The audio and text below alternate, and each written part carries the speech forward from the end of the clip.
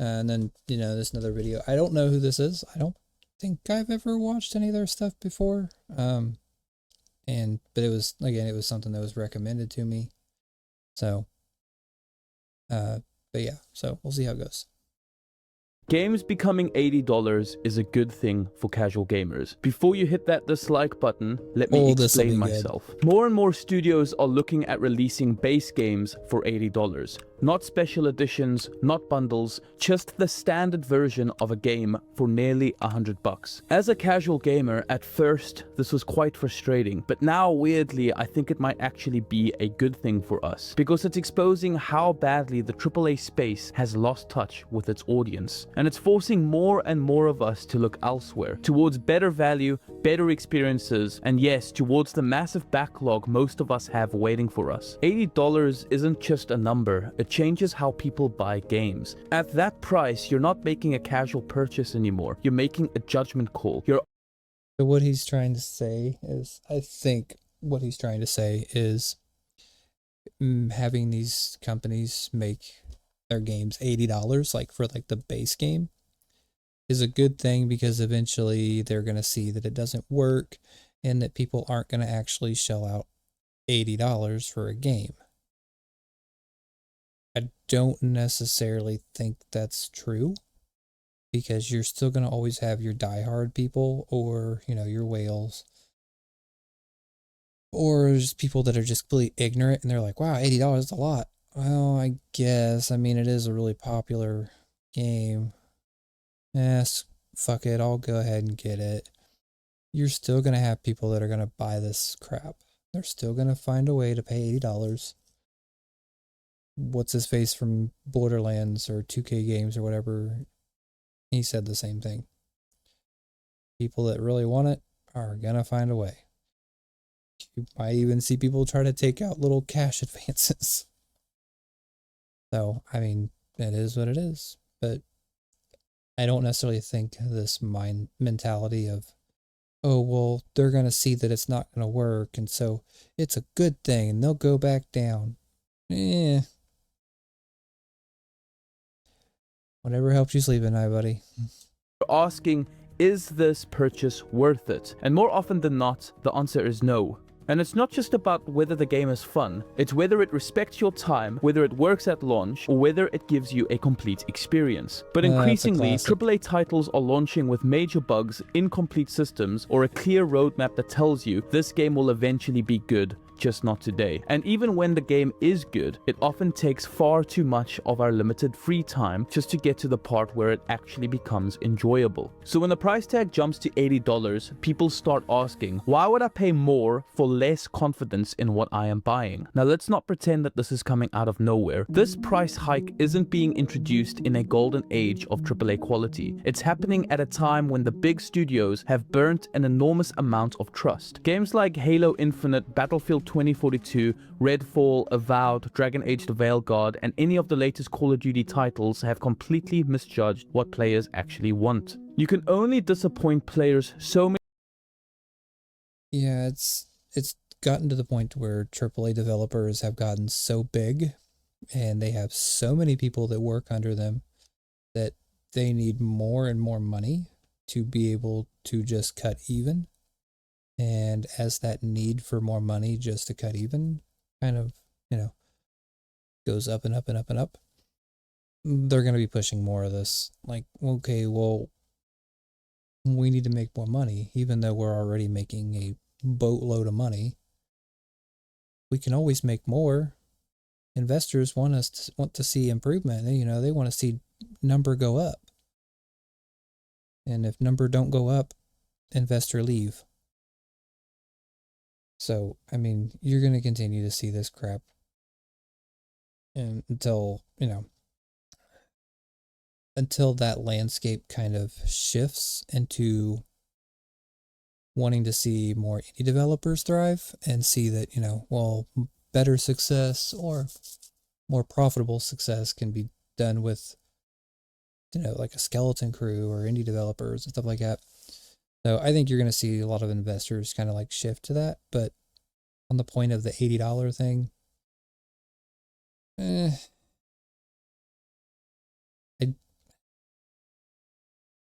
I don't really buy into that.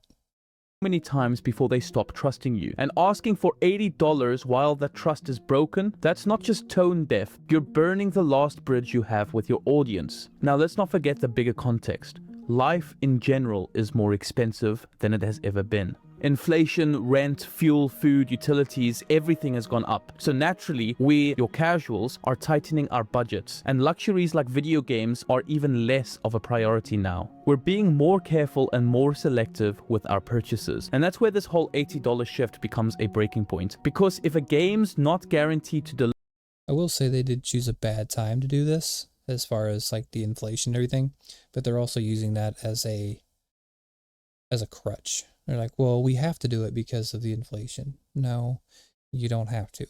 You want to. You don't have to.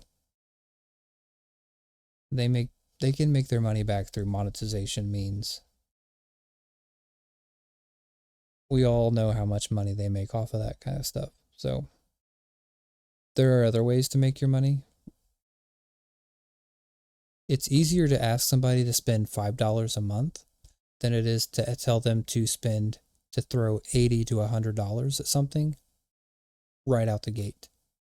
That's why monetization and microtransactions work, because it is very small incremental charges that are more of a convenience thing, because most of your microtransactions that are about $5 to $10 for most people, that's like, you know, a couple drinks at a gas station or a pack of smokes. So asking somebody to spend $5 to $10 on something is a lot easier than trying to ask them to spend $80. And that's why I don't think it's going to work as well as they think it will. But they still will make some sales from the game, and they're going to sell copies. But I don't think it's going to be as much as what they think. Or I think they're in for a rude awakening, because they seem to think that people will still buy them no matter what.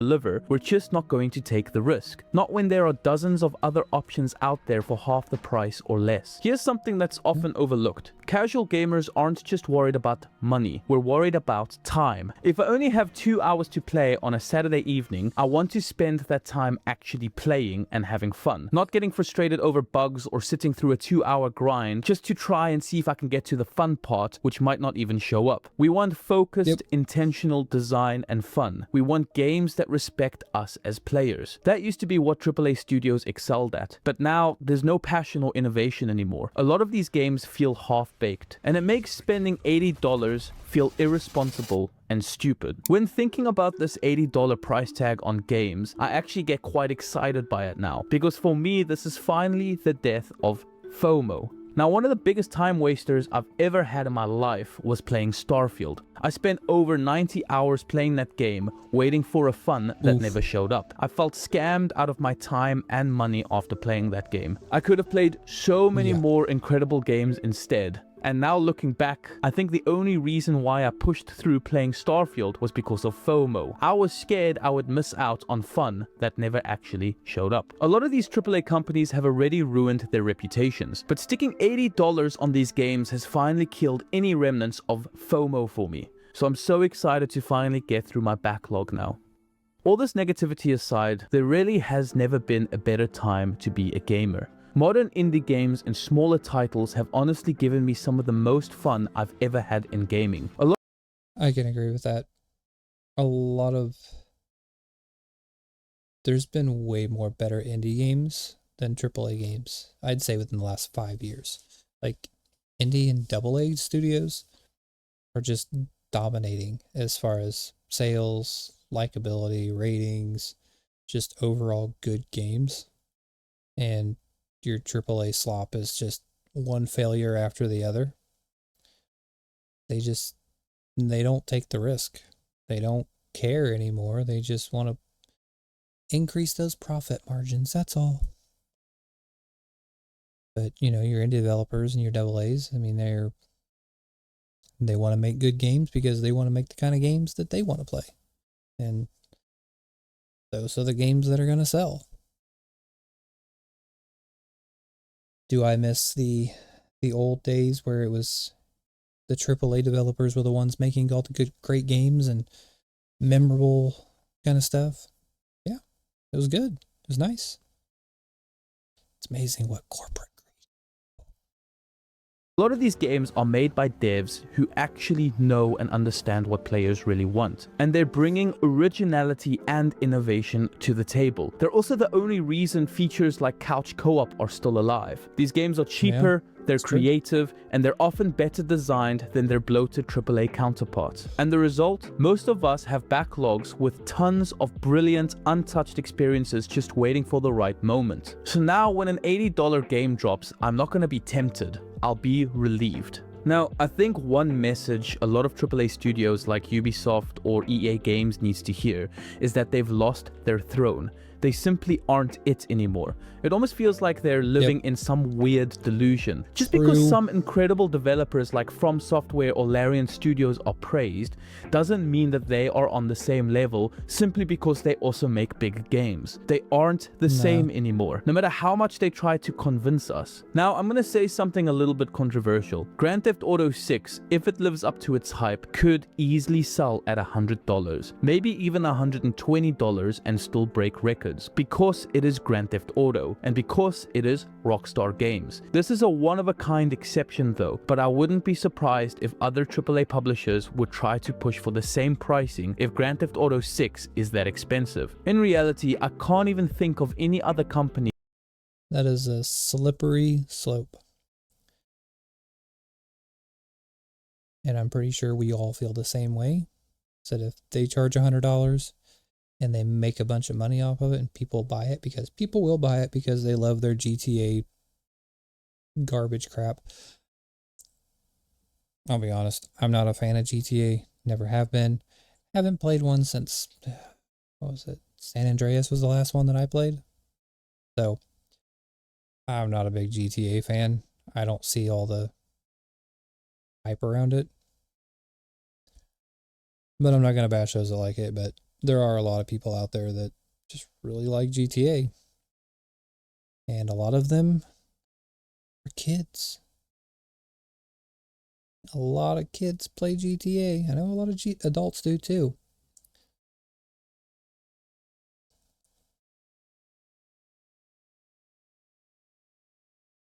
But I have a feeling that GTA is going to sell well just because it's GTA.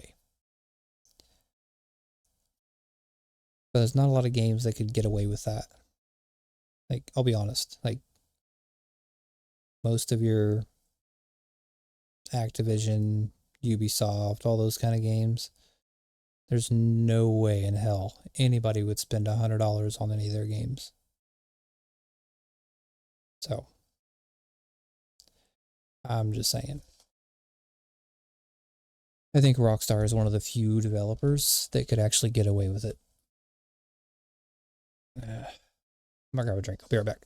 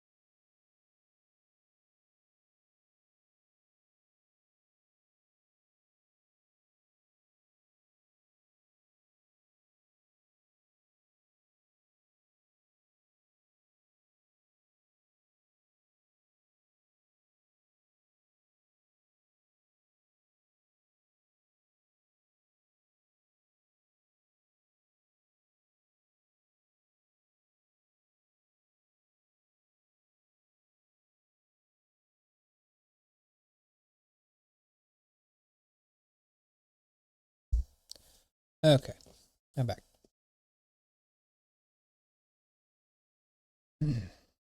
That is good enough to increase their price to that amount and still be able to sell games. I can only think of this working for Grand Theft Auto 6. Even now with the Elder Scrolls 6, I think a lot of fans are genuinely concerned after Starfield. Maybe they would be able to sell well for $80, even The Witcher 4 for instance, but these are definitely exceptions, and I don't see it work.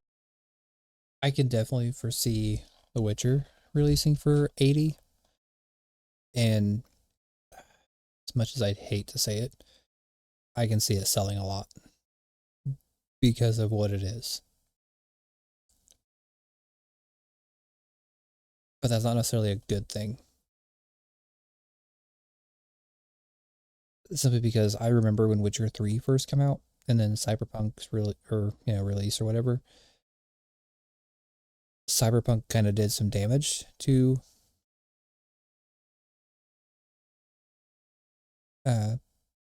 CD Projekt, so I don't foresee people gonna be like super hyped about spending $80 on The Witcher 4 after the Cyberpunk crap and then The Witcher 3 release. CD Projekt has a reputation for releasing games in a bad state. And I think a lot of people forget that about The Witcher 3. Mainly because they see what it is now and they see what Cyberpunk is now. And they're like, oh, well, these are great games, da-da-da-da-da. Well, it might be now. They didn't start like that. And I'm not throwing $80 at something that's going to be, half-assed or rushed. Working outside of sequels to beloved record-breaking titles. What we're seeing instead is mid-tier studios pretending they belong in that category, like Borderlands 4 for example launching at $80 when the franchise hasn't evolved in over a decade. They're fun games, sure, but they're not masterpieces, and treating them like premium luxury products doesn't build confidence, it signals greed. And here's the danger. I will say that Borderlands as a franchise, they're basically the same games. It might have a new setting or a different story or whatever, but it is essentially the same exact game. They're not really doing anything to, like innovate or whatever. Yeah, the Borderlands 4, it's the new way that they're going to randomize the guns is whatever. But every Borderlands game seems to say that, oh, well, we're randomizing guns and da-da-da-da-da. But is it really any different? No. I don't think so anyways. I mean, I look at from Borderlands 2 to 3, then to pre-sequel, and then the Tiny Tina game. They claim that it's, some new way to, randomize weapons or real randomized loot or whatever, but in reality, it's not that great. Like, you pretty much get the same garbage weapons all the time unless you get a legendary, and then those are static weapons. So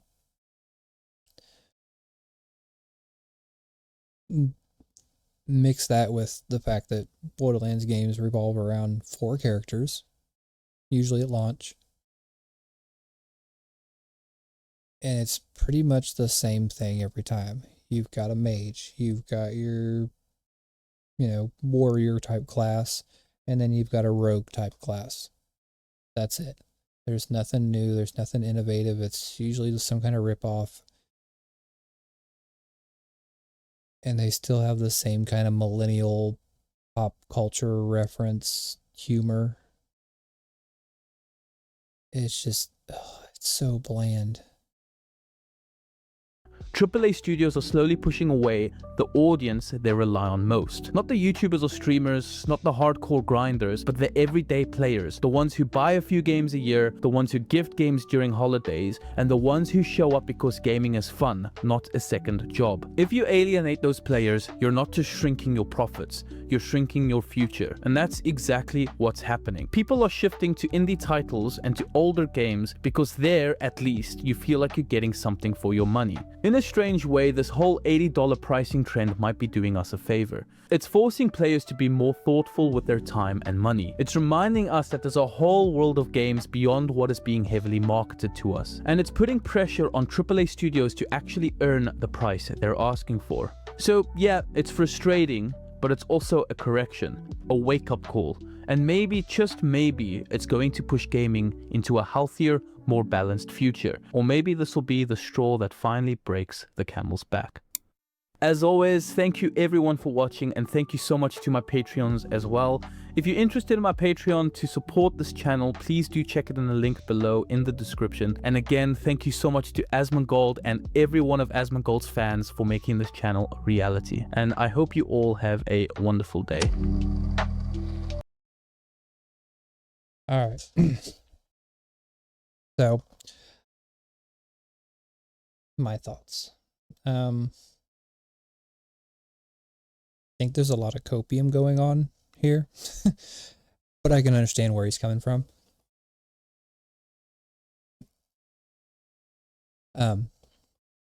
Sorry.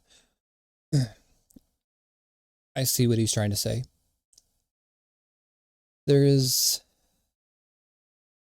I see the logic behind it as far as, yeah, it's probably a good thing because they'll see that it won't work and da-da-da-da-da.